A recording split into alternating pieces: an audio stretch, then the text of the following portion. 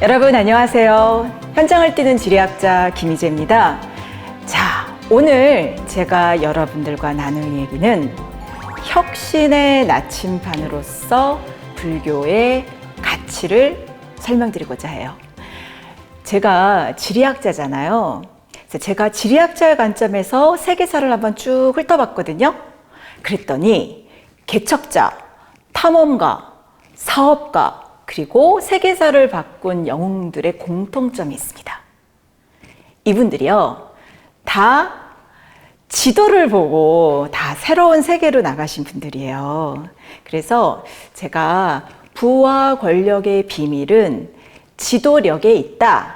이것은 리더십이기도 하지만 지도를 잘 읽고 활용하는 능력이 중요하다라는 그런 책까지 써냈어요. 그래서 제 책이 대만이나 인도네시아에서도 출판되고 많은 반응이 있었는데요. 가만히 생각을 해보니까 불교의 역사에서도 이름을 남긴 분들은 다 지도를 보고 탐험하고 모험하고 고난과 역경을 두려워하지 않는 그런 혁신가들이었더라고요. 그래서 제가 오늘은 혁신의 나침반, 그리고 뭔가 창의적인 문화와 또 경제를 이끌었던 불교의 힘에 대해서 설명드리고자 합니다. 자, 지도를 한번 보실까요? 자, 불교가 처음 시작된 부처님이 설법을 전하신 곳은요, 다 이 북인도 쪽이었습니다. 그래서 부다가야도 있고요. 또 이것이 마비앙, 간다라, 또 아잔타, 엘로라 등으로 이제 확산되긴 했지만 원래 시작은 겐지스강의 상류 지역이었습니다. 자, 그래서 이곳에 왕자로 태어나셨다고는 하는데 신하라고 하니까요. 어쨌든 이 부다가야에 가면 많은 부처님과 관련된 유적이 있습니다. 자, 이 불교가 점점 세력을 확장하고 많은 인기를 끌게 되죠. 근데요, 불교는요, 당시에 엄청난 혁명의 종교였습니다. 당대 2500년 전에 처음 불교가 시작됐을 때 정말 혁명의 종교가 아니었을까 싶은 게요. 그러니까 여러분 생각해 보세요. 당시에는 막 카스테도보다 더 엄격한 이 신분 간의 차별이 있었는데 모두가 성불할 수 있다, 부처가 될 수 있다, 이런 가르침은요, 많은 사람에게 해방감을 줬을 것 같습니다. 특히 당시에는 여성들에 대해서 어떻게 보면 사람 취급을 안 하는 그런 분위기였을 텐데, 여성도 얼마든지 불법을 배울 수 있고 나의 제자가 될 수 있다라는 가르침은 또한 여성들에게도 굉장히 희망의 메시지가 됐을 것 같습니다. 그래서 저는 아마 세계 최초의 페미니스트가 부처님 아니셨을까라는 그런 생각을 하게 됩니다. 특히 우리나라는요, 옛날부터 여왕도 있었지만 또 비구니 스님도 있었잖아요. 그러니까 여성도 계를 받을 수 있었던 나라고, 또 우리에게 그런 양성 평등적인 그런 혁명적인 그런 정신이 내재되어 있지 않았나 그런 생각도 들어요. 그래서 불교는 당대에 많은 사람들에게 센세이션을 일으켰던 정말 혁명과도 같은 그런 종교뿐만 아니라 많은 또 여행자와 구법승을 배출한 그런 종교이기도 합니다. 여러분 생각해 보세요. 여러분 해초 스님 아세요? 자, 이 해초 스님께서요, 신라에서 당나라로 건너가셨고요. 또 부처님의 법을 실제로 체험하고 또 부처님의 삶을 배우기 위해서 이 해상 실크로드를 따라서 지금의 인도네시아 말라카야를 떠나서 이 부처님의 흔적이 있는 인도, 그리고 지금의 파키스탄 지역까지 가신 거예요. 사실 지금도 파키스탄 가는 것이 쉽지 않고 또 가서도 많이 어렵잖아요. 비행기를 타고 가는 상황 속에서도 여러 가지 변수들이 많은데, 여러분 생각해 보세요. 지금부터 1000년도 넘는 그 오래전에 해초를 비롯해서 현장 법사라든지 많은 동아시아의 구법승들이 부처님의 흔적을 찾기 위해서 또 그의 법을 깊게 배우고 체험하기 위해서 인도까지 아시아까지 갔다는 것은 이 불교라는 종교가 얼마나 탐험을 장려하고 또 여행을 통해서 배우는 그런 깨달음을 중요시하는 종교였는지를 우리에게 알려줍니다. 그러다 보니까 여러분, 이렇게 새롭게 탐험을 하고 또 새로운 세계를 개척하는 사람들은요, 창의적인 사람이 될 수밖에 없어요. 사실 우리나라에서도 그렇고 기업가들에게도 굉장히 창의성이라는 덕목이 요새 강조되고 있잖아요. 근데 여러분 그거 아세요? 우리가 유교와 불교라는 동양의 종교 중에서 사실 유교는 어떤 면에서는 창의성을 억압하는 종교일 수도 있어요. 실제로 이 중국의 역사를 봤을 때 유교가 강성하게 되면 기업가 정신이 쇠퇴하게 돼요. 왜냐하면 유교는요, 사농공상 해서 그냥 글을 읽는 사대부들, 선비들을 우선하고요. 농사가 굉장히 천하의 중요한 직업이다. 그래서 농업을 굉장히 중시합니다. 반면 상업이나 또는 이동하고 여행하는 사람들을 천시하는 경향이 있거든요. 그러다 보니까 유교가 융성하게 되면 상업이 위축되고요. 또 여행가나 탐험가가 줄어들게 되고, 그러다 보니까 새로운 사상이나 아이디어를 받아들일 수도 없고 또 새로운 창의성을 생각해낼 수도 없는 겁니다. 자, 그러다 보니까 유교가 융성하던 시기에 중국은 과학도 떨어지고 또 경제도 자꾸자꾸 활기를 잃어가요. 반면 불교가 융성하게 되면 너도 나도 새로운 곳으로 나아갈 꿈을 꾸고 또 지도를 펼치고 또 새로운 가능성에 도전하는 사람들이 늘어나게 되거든요. 그래서 저는 약간 불교가 어떤 문화와 또 여러 경제를 일으키는 그런 촉매자가 되지 않나. 그래서 어떻게 보면 혁신의 나침판이 아닌가, 이런 생각을 하게 됩니다. 여러분들이 진짜 그럴까? 궁금하시다면 우리가 역사적 사례를 통해서 알아볼 수 있겠습니다. 자, 우리나라가 무역이 가장 강성했던 시기가 언제였을까요, 여러분? 물론 지금도 그렇습니다. 지금도 우리가 세계 10대 무역국이 됐고 잘 나가고 있지만 사실 9세기도 우리나라가 이 동아시아의 무역을 정말 지배하던 무역 강국이었던 시기가 살짝 있었습니다.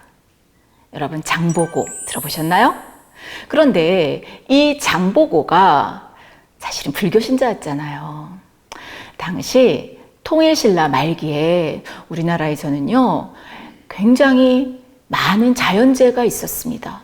그래서 식량도 부족하고 또 도적대도 창궐하고 굉장히 어려운 시기였어요.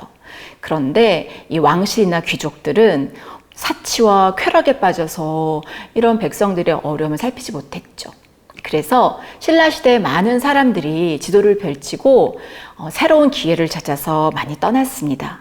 특히 당시 당나라에 우리 신라시대에 유능한 인재들이 많이 갔는데요. 그 중에 하나는 최치원이라는 그런 학자였죠. 그래서 육두품이기 때문에 아무리 공부를 잘하고 좋은 아이디어가 있어도 지배층이 될 수 없었잖아요.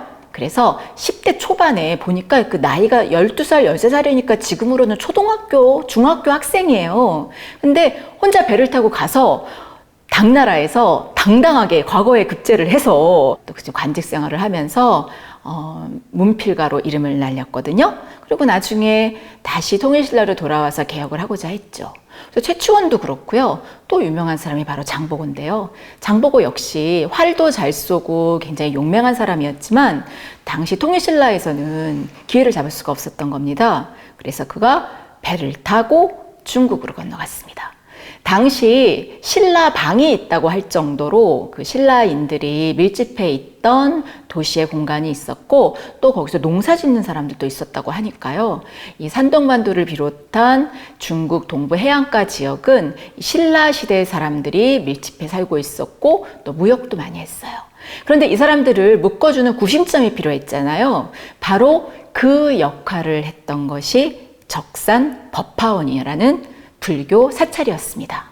지금으로 말하면 왜 많은 한국인들이 유교에 가서 절보다는 사실은 교회를 많이 세우고 한국인 커뮤니티의 중심이 된 그런 상황들이 많이 있잖아요. 근데 당시에는요, 불교가 바로 그런 역할을 했던 겁니다. 뿐만 아니라 거기에서 많은 사람들이 정보도 교환하고 또 향수도 달랬을 뿐만 아니라 신라 시대의 무역과 관련된 여러 가지 혁신적인 아이디어가 나오고 창업이 시작되던 곳이 바로 불교 사원이었습니다. 그래서 이곳은 많은 자본도 몰려들고 또 사람들이 같이 신라 시대에 무역을 할 수 있는 그런 토대를 쌓았거든요. 그리고 당시에는요, 이게 재테크 수단도 됐대요. 당나라에서 이런 불교 사찰과 같은 종교시설에는 세금을 부과하지 않았기 때문에 많이 모은 재산들을 그대로 유지하고 또 이런 무역의 기초로 삼는 데 있어서 이 불교 사찰이 큰 역할을 했다라는 그런 역사적 기록이 남아 있습니다. 그런데 이 역사적 기록이요, 우리나라 삼국사기나 유사에는 거의 나와 있지 않습니다. 단 몇 줄만 나와 있어요. 사실은 이 장보고의 활약은 일본과 중국 그리고 아랍 지역에까지 유명했을 것이다 라고 추정을 해요.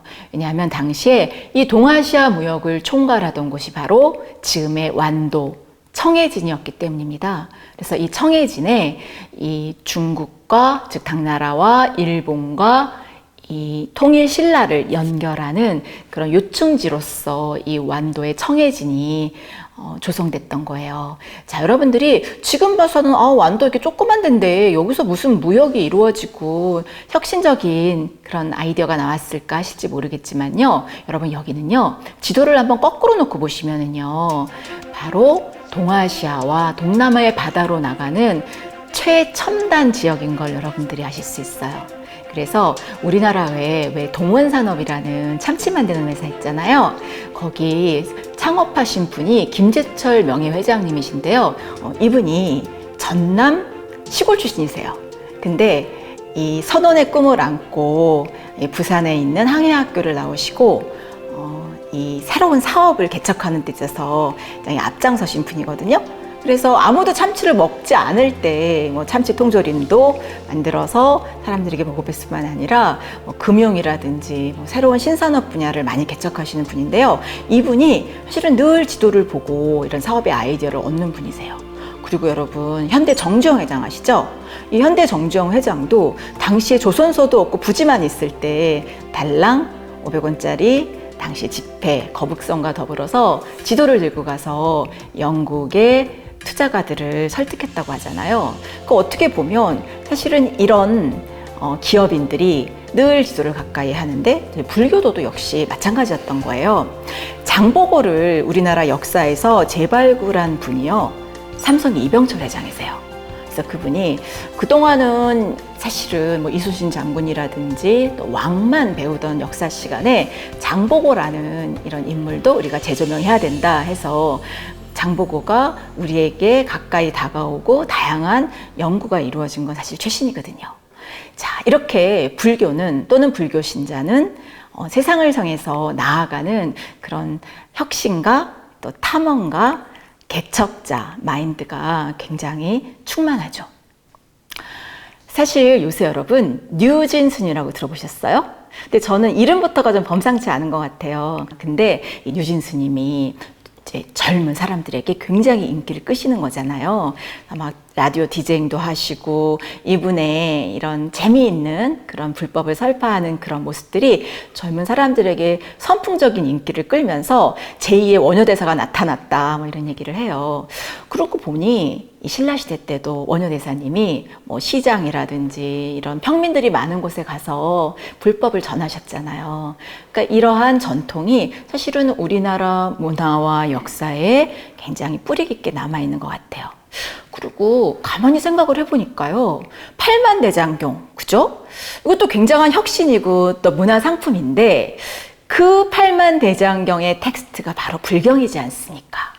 그래서 어떻게 보면 우리나라의 역사상에 굉장히 혁신적이고 창의적인 것들이 다 불교와 관련이 있구나 하는 것도 제가 생각할 수 있어요.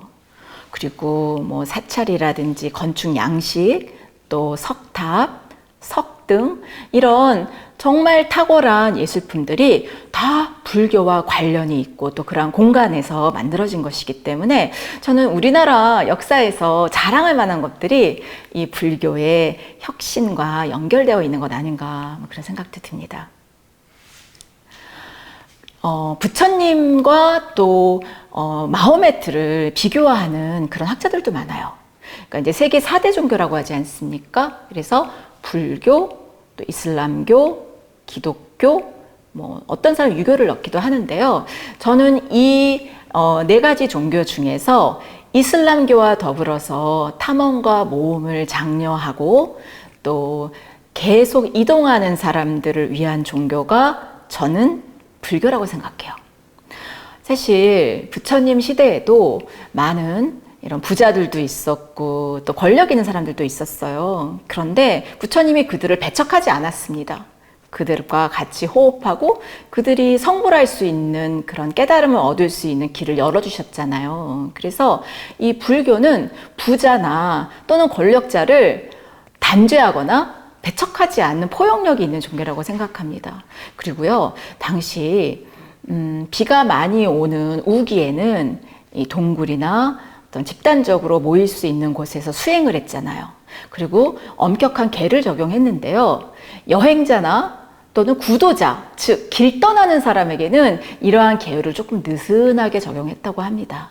그래서 늘 이동하고 새로운 곳을 가는 사람을 배려하고 그들도 불법을 전파할 수 있는 그런 길을 열어준 종교가 아닌가 싶어요. 이슬람교도 마찬가지거든요. 세계 종교사에서 볼 때 마호메트가 상인이었잖아요. 그러다 보니까 늘 지도를 펼치고 새로운 곳을 가는 것을 장려하고 그리고 하루에도 5번씩 메카, 메디나를 향해서 기도하게 하지 않았습니까? 그러니까 이슬람 교도 중에는 방향치가 없다. 모두 다 지도를 잘 본다. 뭐 이런 말이 있는 게 좀 맞는 것 같습니다. 근데 재밌는 게요. 요즘 하도 스마트폰이 나오고 방향을 알려주는 기기가 많이 나와서 요즘은 무슬림도 이 방향치와 지도맹이 들어가고 있다. 뭐 이런 얘기도 하거든요. 근데 전 이제 불교 같은 경우에는 이런 부처님의 불법을 전하는 과정에서 지도를 잘 활용했다고 저는 추정할 수 있어요. 왜냐하면 이 불교를 전 세계에 전파한 정말 세계 불교가 되게 한 아쇼카 왕이 그렇게 전쟁을 잘했다고 하지 않습니까? 물론 마지막에는 자신들이 이렇게 많은 사람을 죽이고 전쟁을 벌인 것에 대해서 참회를 하고 이제 불법을 전하는 모드로 전환을 하긴 했지만 전쟁을 할 때마다 이겼대요. 근데 저는요, 전쟁을 잘해서 세계사에 이름을 남긴 사람 중에 지도 못 보는 사람이 있었을까? 그런 생각이 들어요. 왜냐하면 지도라는 것은 어떤 전쟁의 필수품 같아요. 전쟁에서 이기려면 지도를 잘 볼 수밖에 없고 전쟁이라는 것이 사실은 땅 따먹기잖아요. 지도를 가지고 하는 땅 따먹기. 그래서 세계에서 가장 좋은 지리교사는 전쟁이다. 뭐 이런 말도 있거든요. 자, 이 전쟁을 잘했던 아쇼카 왕이 자신을 반성하고 이제 불법을 전하는 그런 왕이 되면서 이 인도에서도 특정 지역에서만 믿었던 불교가 뭐 스리랑카를 비롯해서 동남아시아 또 시리아, 마케도니아까지 전파되는 그런 계기가 되었죠. 그의 아들이었던 마힌다가 스리랑카의 불법을 전했고 그 전통이 그대로 지금도 내려오고 있어서 이곳은 소승불교가 굉장히 강한 곳입니다. 상자부 불교라고도 하죠. 개인의 해탈을 굉장히 중시하고 또 당대 초기 불교의 전통을 그대로 지키면서 생활하는 것들을 장려하는 그런 종교예요. 자, 지도를 한번 같이 보시면은요, 이런 상자부 불교가 실론을 거쳐서 또 동남아시아 지역으로 퍼졌고 태국이나 또 이 싱가포르 지역에서도 이 상자부 불교가 굉장히 융성했음을 알 수 있습니다. 반면 대승불교는 해상 실크로드가 아니라 이 내륙에 있는 길을 따라서 전파가 됐잖아요. 그래서 중국에 전파되고 또 이것이 고구려 시대 우리나라에 들어오게 되면서 우리는 대승불교의 전통이 강한 나라가 된 거죠. 사실 소승불교와 대승불교는 여러분 잘 아시겠지만 이 지리적 환경에 따라서 영향을 받지 않았을까 싶어요. 동남아시아 같은 경우에는 원래 불교가 시작됐던 곳과 마찬가지로 몬순, 즉 계절풍 기후 지역입니다. 그래서 우기와 건기가 뚜렷해서 당시 인도에서 시작됐던 종교적 전통과 계율을 지키기에 굉장히 유리하고 별로 변동을 하지 않아도 얼마든지 이 포교도 할 수 있고 또 종교 생활도 할 수 있잖아요. 그래서 태국에 가면, 미얀마에 가면 지금도 비가 오는 우기에는 수행을 하는 그런 전통이 계속 남아 있습니다. 반면 중국을 거쳐서 들어온 이 대승불교는 그대로 그 우기 때 우한 걸 할 수가 없지 않습니까? 그래서 한국적인 맥락, 한국의 기후를 반영해서 가장 춥고 가장 더운 3개월씩 해서 동한 거, 또 하한 거를 하잖아요. 그러다 보니까 그대로 당시 초기 불교의 전통과 계율을 지키기에는 우리의 지리적 환경이 녹록지가 않은 겁니다. 그리고 국가에서 이 대중을 구제하고 그들을 교화하는 데 방점이 있다 보니 기존 초기 불교의 계율을 그대로 지키기보다는 다양한 방식으로 응용하고 또 포용력이 더 넓어진 그런 대승불교가 우리나라를 비롯해서 중국 그리고 대만에서까지 발달하게 되는 거예요. 우리 류진 스님이 한국에서는 굉장히 인기가 좋고 또 대만에서도 인기가 좋아요. 마카오에서도 그분 인기가 좋은데 근데 이분이 똑같은 불교도가 있는 이 싱가포르나 말레이시아에서는 공연을 못 하시게 된 겁니다. 자, 왜 그런 현상이 발생했을까? 저는 여러 가지 그 국가적인 상황도 있겠지만 이 대승불교와 소승불교의 차이가 아닐까 지리학자로서 생각해 봐요. 예를 들면 대승불교에서는 사실 원효대사 같은 그런 우리나라의 역사적 인물이 있을 정도로 대중과 호흡하고 또 다양한 변형을 허용하지만 이 소승불교 상자부 불교 지역에서는 그런 변칙과 또 어떻게 보면 이 스님의 다양한 모습들을 인정하지 않는 그런 문화잖아요. 특히 태국이 그렇습니다, 여러분. 태국은요, 모든 국왕은 불교도여야 된다라는 그런 헌법이 있을 정도로 이 불교와 왕실의 권위를 동일시하거든요. 태국에서는 왕실 모독제가 있습니다. 그래서 이 태국에서는 이 왕이 많은 부와 권력을 쥐고 있지만 또 이 불교의 교리도 실천하고 모범을 보여야 되는 나라예요.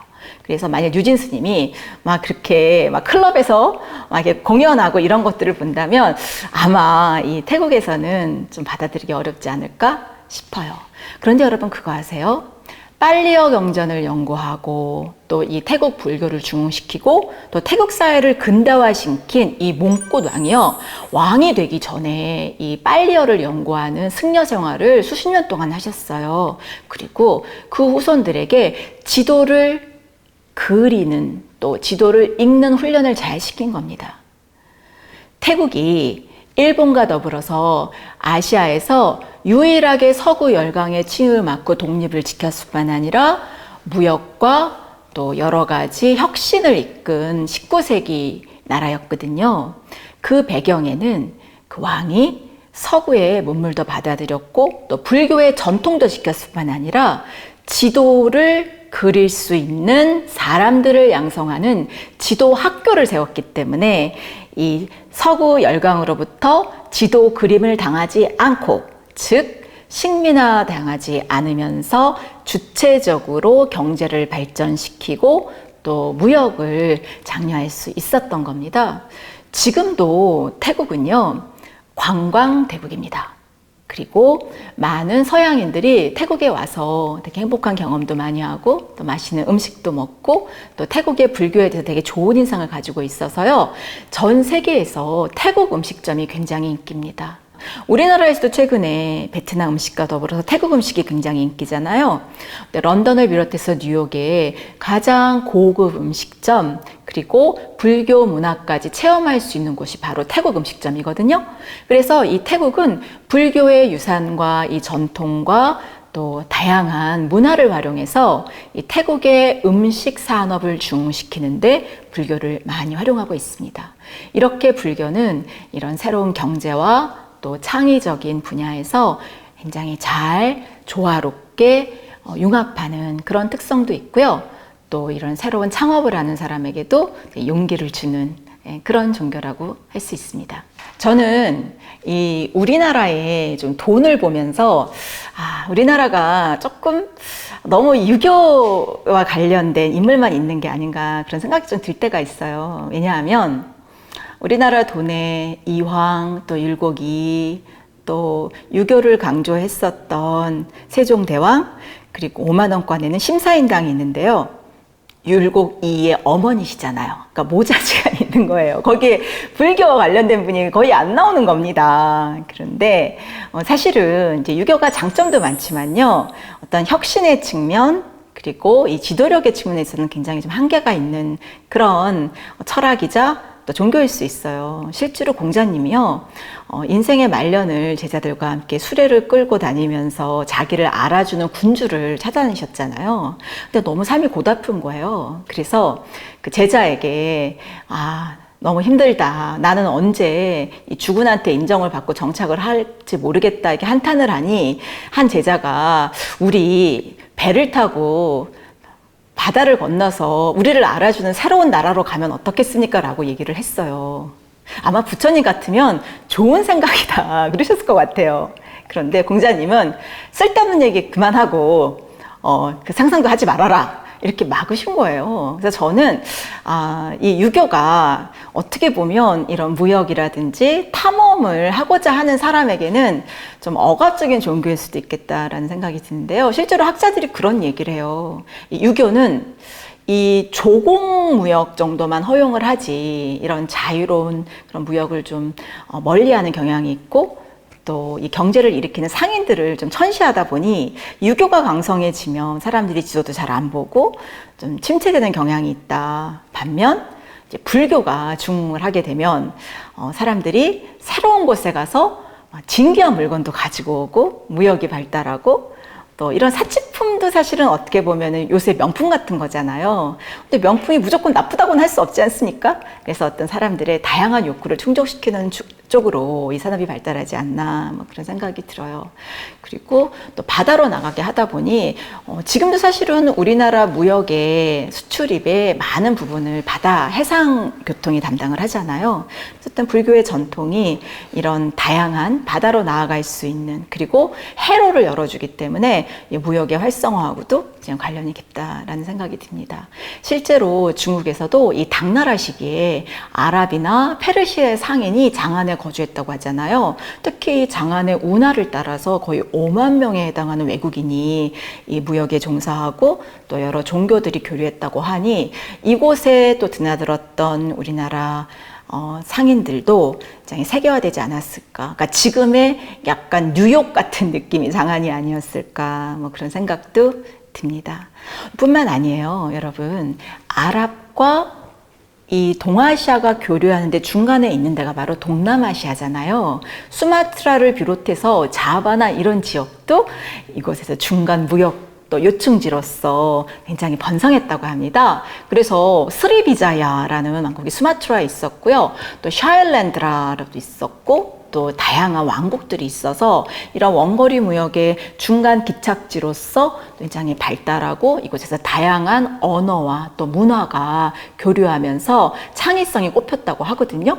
그래서 어쩌면 이 동아시아와 동남아시아에서 이런 무역과 또 문화가 융성했던 시기에 그 배경을 보면 이 불교가 나침반처럼 작용하고 있지 않았나, 이런 생각이 듭니다. 실제로 이 722년도에요. 이 사일랜드라는 이 자바섬 중앙에 세워진 이 대승 불교 사원이 굉장히 대단했다고 그래요. 그래서 지금도 가면 이 보로부두르라는 사원이 그때 만들어진 거거든요. 그러니까 어떻게 보면 동남아도 무역이 발달하고 문명이 발달했던 시기에는 바로 이 불교의 융성이 있었다라는 것을 확인할 수 있습니다. 그리고 마타람이라는 왕조도 있었는데요. 여기에 이제 향신료 제도에서, 이 몰루카 제도에서 만들어진 이 향신료를 이 아랍으로 실어 나르면서 이 순다와 말라카역 근처에 발달했던 그런 여러 무역선들을 서포트하는 그런 문명이 발달한 거거든요.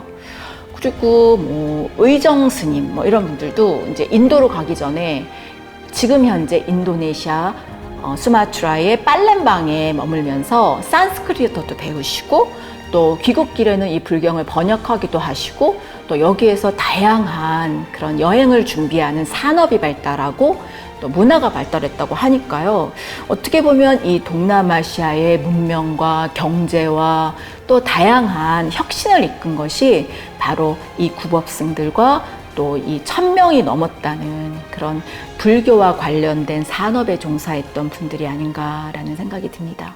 그래서 어떤 동서양 실크로드에서 이 불교 그리고 이슬람교가 차지했던 비중이 굉장히 높은데, 특히 지금부터 1000년 또 1500년 전에 이 불교가 가지고 있었던 혁신성은 지금도 우리에게 시사하는 바가 많다라는 생각이 듭니다. 장보고 이야기를 하면서 저는 우리나라 역사가들이 놓치고 있는 측면도 하나 좀 짚어보고 싶은데요.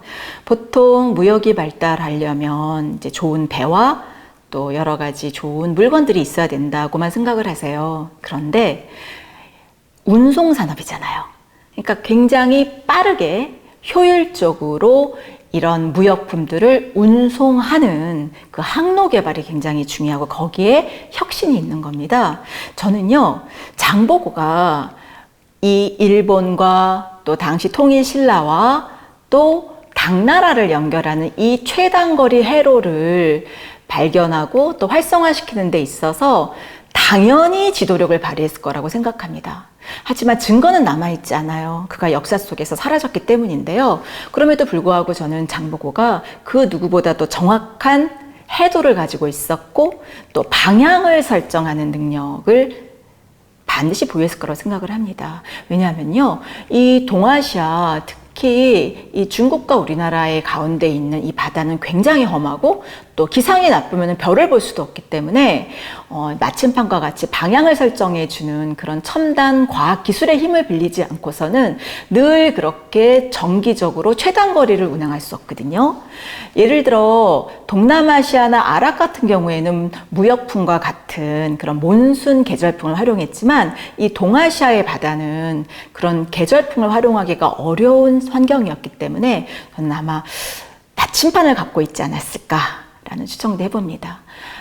서양의 역사에는 나침판이 중국에서 서양으로 12세기경에 전파됐다라고 하는데요. 어떻게 보면 이 9세기 정말 동아시아의 무역을 장악하고 또 동아시아의 이 무역의 지도를 그렸던 장보고가 그 누구보다 먼저 이런 방향을 알 수 있는 그런 자석을 가진 그런 첨단 제품을 활용하지 않았을까라고 추정을 해봅니다. 자, 그렇게 9세기 초에 이 신라의 무역선이 이 동아시아를 장악했고 또 여러 불교 관련된 물품과 또 서적과 또 새로운 아이디어들이 들어와서 우리나라 고려 시대를 여는 고려 청자라든지 이런 것들이 이 장보고 시대의 물건을 교류하면서 얻게 된 그런 여러 가지 새로운 제품의 아이디어가 반영됐다는 말을 하거든요. 그러니까 어떻게 보면 이 불교를 통한 교류와 또 기업가 정신이 우리나라 고려 청자라든지 그런 다양한 문화적인 상품을 만드는데도 큰 영향을 주지 않았을까 싶습니다. 자, 이렇게 통일 신라를 비롯해서 고려시대에 이어지는 이런 불교의 중흥이 우리가 꼬리아라고 전 세계에 알려주는 기초가 됐던 것 같고요. 실제로요, 당대 최고의 지리학자이자 재상했던 그 기탄의 도리기를 보면 이런 통일 신라 시대에 이 신라인들의 활약을 엿볼 수 있습니다. 이 삼국사기에 이제 등장하는 이제 다양한 물품들이 있거든요. 이거 보면요, 정말 그 교류의 흔적들을 찾을 수가 있어요. 예를 들어 상어로 만든 홀 같은 거는 이 아랍에서 가지고 왔고요.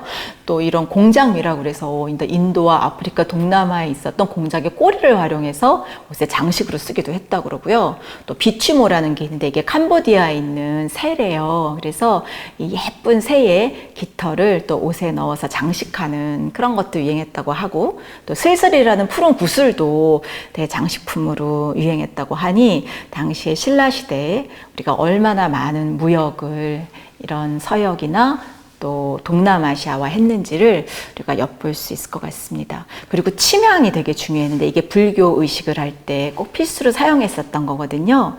그러니까 또 불교의 제례를 드리고 또 동남아시아와의 어떤 문화적인 교류를 통해서 당시에 우리나라가 무역과 산업에 있어서 굉장히 앞서가는 나라였던 거예요.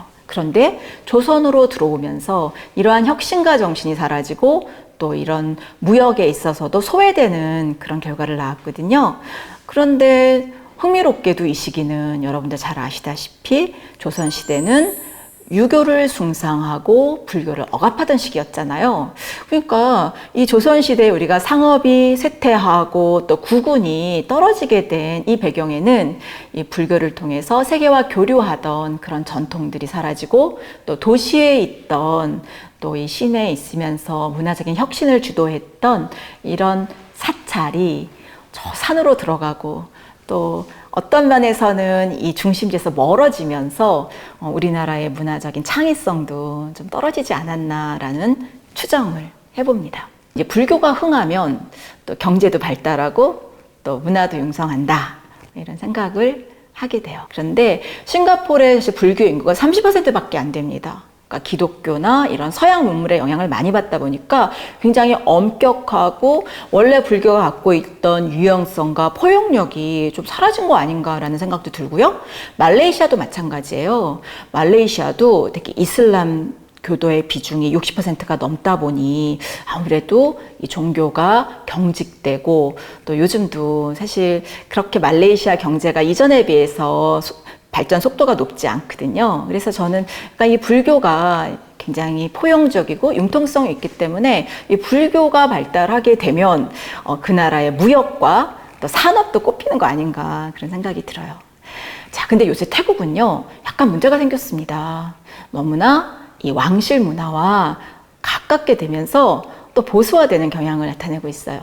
태국에 보면 돈에 태국 국왕님이 등장하세요. 그리고 국왕 모독죄가 있기 때문에 이 돈도 함부로 할 수 없는 나라가 태국이잖아요. 그래서 그런 점에서는 이 태국이 원래 갖고 있었던 그런 종교적 유연성 이런 것들을 좀 회복했으면 좋겠다 그런 생각도 들어요. 반면 또 장점은 뭐냐면요, 이 동남아시아 지역이 비즈니스를 하는 데 있어서 이렇게 여성의 비중이 높다는 거예요. 그래서 이런 젠더 갭 인덱스 같은 수치를 보면 이 남아시아, 힌두교가 강한 남아시아나 이슬람교가 강한 파키스탄이나 방글라데시에 비해서요, 이 동남아시아 지역은 여성들의 권위가 상당히 남성에 비해서 조금 떨어지지 않는 그런 양성평등적인 나라들이 많아요. 그래서 어떻게 보면 이 불교가 발달하게 되면 이 젠더의 측면에서 조금 더 조화롭고 또 균형 있는 그런 사회가 되는데 이 불교가 기여하지 않나라는 생각도 듭니다. 지금 우리나라에서 사실 이 비구니가 계를 받을 수 있잖아요. 또 그런 나라가 대만이거든요. 이 타이완도 여성들이 출가를 할 수 있어요. 그리고 최근까지 이 타이완을 이끌었던 총통도 여성이었거든요. 그래서 타이완도 그 어떤 동아시아 국가에 비해서 양성평등적인 나라이기도 하고요. 그리고 여러분 그거 아세요? 요즘 타이완이 우리나라랑 거의 대등한 수준의 1인당 GNP를 보이고 있어요. 바로 반도체 때문인데요. 이렇게 불교가 융성하고 또 다양성을 존중하다 보니 창의적인 인재가 많이 배출되는 거예요. 대만 돈을 한번 보시겠어요? 커다란 이런 지구본 옆에 4명의 초등학생이 지도를 보면서 내가 어디로 갈까 이렇게 꿈을 꾸는 듯한 그런 집회의 모델로 등장하고 있거든요. 엄격한 유교 유학자가 등장하는 게 아니라 이런 아이들이 등장해요. 좀 더 유연하고 또 부드럽고 또 지도를 읽으면서 창의성을 기르는 것을 굉장히 중요하게 생각하는 나라가 아닌가 싶고요. 대만이 최근에 TSMC라는 그런 세계 최강의 반도체 회사를 배출했을 뿐만 아니라 지금 엔비디아라고 젠슨 황, 우리 삼성보다도 훨씬 더 큰 규모의 기업으로 이 엔비디아를 키운 젠슨 황이 또 타이완 사람이에요. 그리고 리사 수라는 AMD, 실리콘밸리를 이끄는 여걸도 또 타이완 사람이거든요. 그래서 어떻게 보면 이런 타이완의 인재들이 이렇게 글로벌하게 나가고 또 유연하고 또 창의적인 사고를 할 수 있는 데는 이 타이완에 깊게 뿌리내리고 있는 이런 불교 문화의 영향도 작용하지 않았을까라는 생각도 해봅니다. 저는 여성 지리학자잖아요. 여러분들이 그러세요. 어떻게 김희재 교수는 그렇게 많은 나라를 다닐 수 있었냐고.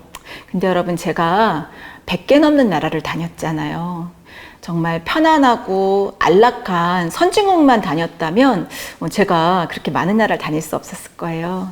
사실 젠더의 관점에서 한국은 남녀 차이가 굉장히 큰 나라였잖아요. 지금은 많이 조금씩 나아지고는 있지만, 제가 30여 년 전에 대학교를 졸업하고 삼성전자에서 반도체 영업사원으로, 해외 영업사원으로 제가 들어갈 때만 해도 여성들이 많은 좀 어려움이 있었어요. 제가 유니폼도 입고 막 근무하고 그랬었거든요.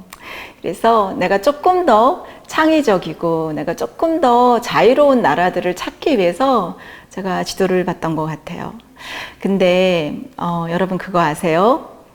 원래 우리나라는 이 여성 출가자를 배출하는 그런 양성평등적인 불교 문화를 갖고 있었잖아요. 근데 동남아조차 사실은 여성에게 계를 주지 않았어요. 그런데 최근에 이 여성 불자들의 모임이 생겼습니다. 영국 출신으로 티벳에 가서 또 인도에 가서 계를 주지 않으니까 여성에게 12년 동안 동굴에서 장자부라 눕지 않는 그런 수행을 해서 여자도 붓다가 될 수 있다, 여자도 성불할 수 있다라는 사례를 보이고 티벳 최초로 계를 받은 텐진 빠모 스님이 계세요. 제가 이분을 통해서 불교를 접했는데요. 이분을 중심으로 해서 이 사카디타 인터내셔널이라는 그런 세계적인 여성 불교 단체가 조성된 거예요. 그래서 이 여성 불자들끼리 힘을 합쳐서 조금 더 불교계가 양성평등적으로 변화하는데 힘을 모으자라고 하는 그런 단체까지 만들었거든요. 그래서 저는 또 젠더의 관점에서 볼 때 불교가 갖는 혁신성을 또다시 확인할 수 있고, 또 제가 이런 모임에 들어가면 저도 조금 더 숨통이 더 트이지 않을까, 뭐 이런 생각도 듭니다. 저도 그래서 엄청난 지리협회, 그러니까 엄지회라는 걸 만들어서요, 조금 더 내가 행복할 수 있고 또 창의적일 수 있는 곳을 지도에 표시하고, 또 우리가 같이 여행을 떠나는, 또 여행을 준비하는 그런 단체를 만들어서 여행학교처럼 운영을 하려고 해요. 제가 이런 생각을 하게 된 데는 이 사카디타 인터내셔널이라는 그런 여성 불교 전문가들, 또 이 불자들의 모임이 영향을 줬거든요. 근데 이분들이요, 어떻게 보면 정말 지리학자 같은 역할을 하세요. 그러니까 되게 소외받는 분들, 막 환경이 파괴된 거, 막 동물들이 고통받고, 뭔가 핵무기에 대해서 반대하는 반전 시위라든지 이런 사회적인 목소리를 내는 곳에 이 사카디타 인터내셔널이 함께 하거든요. 그래서 어떻게 보면 이 불교 여성 단체를 통해서 좀 더 급진적이고 혁명적인 그런 생각을 할 수 있는 그런 진보적인 단체가 되어간다는 것이 정말 놀랍고, 또 처음 제가 말씀드렸듯이 부처님이 세계사에 어떻게 보면 첫 번째 페미니스트도 있다 말씀드렸는데, 그런 부처님의 가르침을 실천하는 그런 또 단체가 아닐까, 그런 생각도 듭니다. 여러분들, 지도와 지리와 불교가 무슨 상관이 있어? 라고 처음에 생각하실 수도 있어요. 하지만 불교는 처음부터 혁신적인 종교였고요, 또 희망의 종교였습니다. 그리고 늘 지도를 펼치고 소외받는 사람들, 그리고 깨닫지 못하는 사람들에게 희망의 메시지를 전파하는, 세계로 나아가는 그런 전통이 있는 종교라는 것을 저는 지리학자로서 굉장히 존경하고요. 또 저 자신도 이 부처님의 가르침을 따라서 지도를 펼치고 또 세상으로 나아가야겠다, 그런 생각이 듭니다. 여러분 잊지 마세요. 지도는, 그리고 불교는 혁신과 또 개척과 탐험가의 나침반입니다. 자, 오늘 혁신을 주도하는 불교의 힘과 가치에 대해서 알아봤는데요. 자, 이 탐험가와 또 모험가의 필수품인 지도와 또 불교가 어떻게 연결되고, 또 문화 발전과 또 경제 활성화에 불교가 어떤 영향을 끼치는지 알아봤습니다. 자, 여러분들 다 지도를 펼치고 내가 조금 더 창의적일 수 있는 곳, 또 새로운 기회가 열리는 곳을 한번 생각해 보시는 시간이 되었길 바랍니다. 모두 경청해 주셔서 감사합니다.